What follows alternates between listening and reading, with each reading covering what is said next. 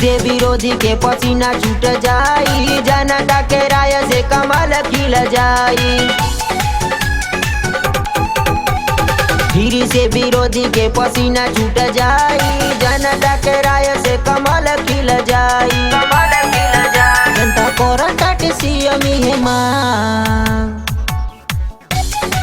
हो 22 में बनतावे योगी सरकार। हो 22 में जीततावे भाजपा सरकार।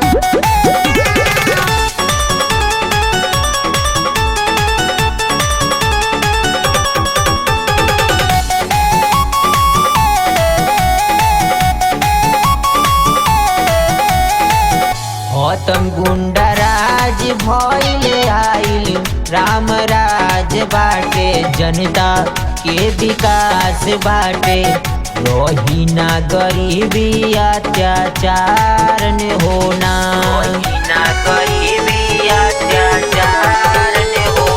शहर हो के गाँव चाहे सगरो भइल काम बाटे। सीएम इहे मांग बाटे, काशी और अयोध्या भइल निरालन होना। अब होखी नहीं कहीं बवाल हो 22 में बनतावे योगी सरकार। हो 22 में चुनिला बीजेपी सरकार।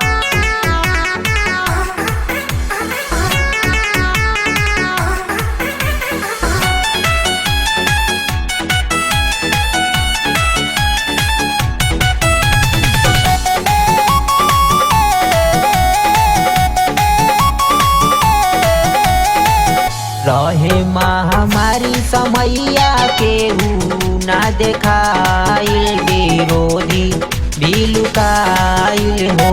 भाजपा के देना से सब जियते नुबा, भाजपा के देना से सब जियते नुबा। कहे हरिशंकर कालू यूपी के विकास भइल, विरोधियन के नाश भइल।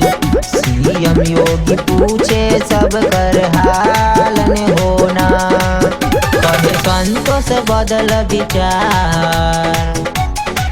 हो 22 में चुनिला बीजेपी सरकार।